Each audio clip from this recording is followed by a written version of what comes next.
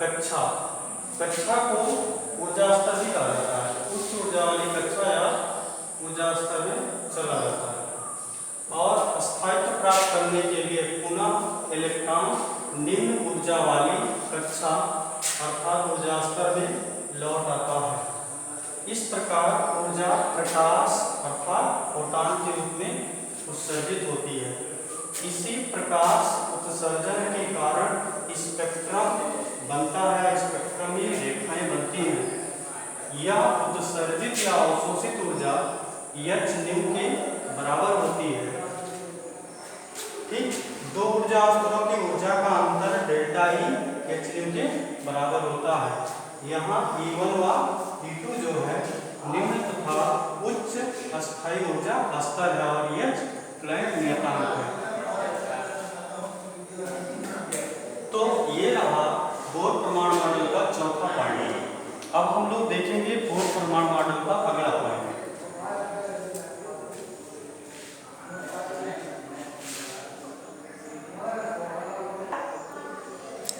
चलिए बाकी के पॉइंट देखते हैं बोर परमाणु मॉडल में। जब परमाणु का इलेक्ट्रॉन उच्च ऊर्जा स्तर से निम्न ऊर्जा स्तर में गिरता है तो स्पेक्ट्रमी रेखा बनती है। क्यों? क्योंकि जब परमाणु का इलेक्ट्रॉन उच्च ऊर्जा स्तर से निम्न ऊर्जा स्तर में गिरता है तो ऊर्जा जो होती है प्रकाश अर्थात फोटॉन के रूप में उत्सर्जित होती है और इसी प्रकाश के उत्सर्जन के कारण ही, ठीक ना, स्पेक्ट्रमी रेखाएं बनती हैं। छठा पॉइंट देखते हैं अब। परमाणु में इलेक्ट्रॉन नाभिक के चारों ओर चक्कर लगाता है। हम सभी जानते हैं कि हमको बताया गया है कि परमाणु में इलेक्ट्रॉन नाभिक के चारों ओर चक्कर लगाता है। नाभिक कैसा होता है? धनावेशित होता है। नाभिक धनावेशित होता है या चक्कर लगाने वाले ऋणावेशित इलेक्ट्रॉनों को आकर्षित करता है। यह आकर्षण बल इलेक्ट्रॉन पर लगने वाले अपकेंद्र बल के बराबर होता है। यही कारण है कि इलेक्ट्रॉन वृत्ताकार कक्षा में चक्कर लगाता है।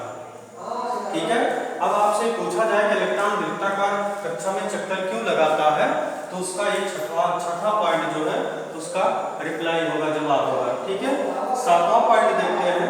परमाणु में इलेक्ट्रॉन सदैव जो है निम्नतम ऊर्जा स्तर में रहता है।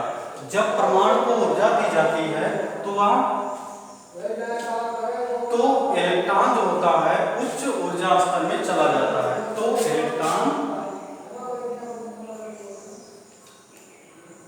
इलेक्ट्रॉन उच्च ऊर्जा स्तर में चला जाता है। परमाणु को अधिक ऊर्जा देने पर इलेक्ट्रॉन परमाणु को छोड़कर बाहर भी चला जाता है और इस तरह से धनायन बनता है। तो धनायन किस तरह कैसे बनता है, ठीक है, उसका रिप्लाई सातवें पॉइंट से आपको मिल रहा है। ठीक है, कि धनायन कैसे बनते हैं। तो ये रहा बोर का परमाणु मॉडल। तो बोर के परमाणु मॉडल के जो पॉइंट्स हैं उन्हें आप लोग तैयार कर लीजिए। अब बोर परमाणु मॉडल की कमियां देखेंगे।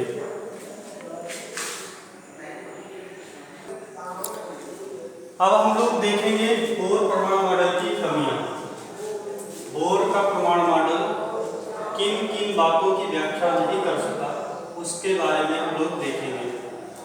तो पहली कमी जो थी बोर परमाणु मॉडल की कुछ इस तरह थी कि बोर का परमाणु मॉडल बहु इलेक्ट्रॉनीय परमाणुओं के उत्सर्जन स्पेक्ट्रम की व्याख्या नहीं करता है। बोर का परमाणु मॉडल केवल हाइड्रोजन और हाइड्रोजन के समान परमाणुओं के स्पेक्ट्रम की ही व्याख्या करता है। कहने का मतलब है कि जो परमाणु हाइड्रोजन के समान होते हैं जिनमें एक इलेक्ट्रॉन होता है उन्हीं के उत्सर्जन के स्पेक्ट्रम की व्याख्या करता है बोर का परमाणु मॉडल। दूसरी कमी देखते हैं। बोर का परमाणु मॉडल जीवन प्रभाव तथा स्टार्क प्रभाव की व्याख्या भी नहीं करता है। जीवन प्रभाव तथा स्टार्क प्रभाव क्या है तो इसको समझने के लिए देखिए, विद्युतीय क्षेत्र में स्पेक्ट्रमी रेखाओं का विभक्त होना जीवन प्रभाव और चुंबकीय क्षेत्र में स्पेक्ट्रमी रेखाओं का विभक्त होना स्टार्क प्रभाव कहलाता है। तो इन दोनों प्रभावों की व्याख्या बोर का परमाणु मॉडल नहीं करता है। तीसरी बात, बोर का परमाणु मॉडल परमाणु के त्रिविमीय मॉडल की व्याख्या नहीं करता है। कहने का मतलब है कि बोर का जो प्रमाण मॉडल है वह आधुनिक प्रमाण मॉडल की व्याख्या नहीं करता। आधुनिक प्रमाण मॉडल कैसा है? त्रिविमीय, ठीक ना। तो आधुनिक प्रमाण मॉडल की व्याख्या नहीं करता है। चौथी कमी इनकी थी कि बोर का प्रमाण मॉडल अणुओं की आकृतियों की व्याख्या नहीं करता है। बोर के प्रमाण मॉडल के द्वारा यह नहीं पता चलता है कि अणुओं की आकृति कैसी है। कहने का मतलब बोर का प्रमाण मॉडल अणुओं की आकृति की व्याख्या भी नहीं करता है, ठीक है।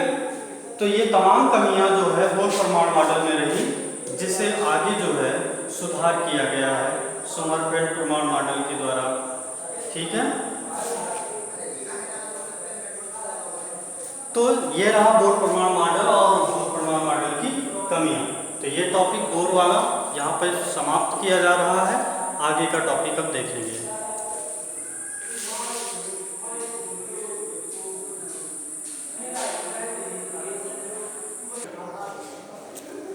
तो अब तक हम लोग पढ़ रहे थे प्रमाण संरचना प्रारंभिक विचार, प्रमाण संरचना का प्रारंभिक विचार पढ़ रहे थे।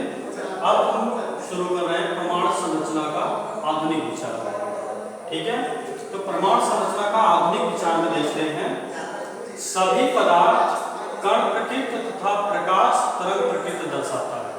माने सभी पदार्थ, समस्त पदार्थ, समस्त द्रव्य जो होते हैं कण प्रकृति और प्रकाश जो होता है तरंग प्रकृति को दर्शाता है। किंतु जब कण तथा विकिरण का विस्तृत अध्ययन किया गया तो ज्ञात हुआ कि ये दोनों ही द्वैत प्रकृति दर्शाते हैं। ये दोनों ही द्वैत प्रकृति दर्शाते हैं, अर्थात पदार्थ एवं प्रकाश, कण एवं तरंग दोनों के गुण प्रदर्शित करते हैं, ठीक है। अब इसी बात को हम आगे बढ़ाते हैं। तो हम सबसे पहले देखते हैं विकिरण की द्वैतीय प्रकृति।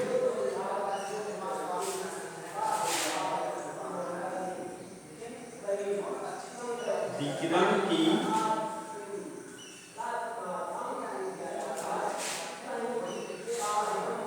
द्वैतीय प्रकृति,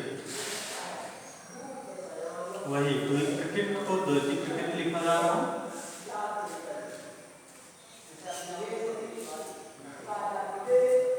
हम सभी जानते हैं कि प्रकाश जो है ऊर्जा का एक विशिष्ट रूप है। प्रकाश क्या है? ऊर्जा का एक विशिष्ट रूप है। यह तरंग तथा कण दोनों की प्रकृति दर्शाता है। प्रकाश जो होता है, प्रकाश जो होता है वह ऊर्जा का एक विशिष्ट रूप है।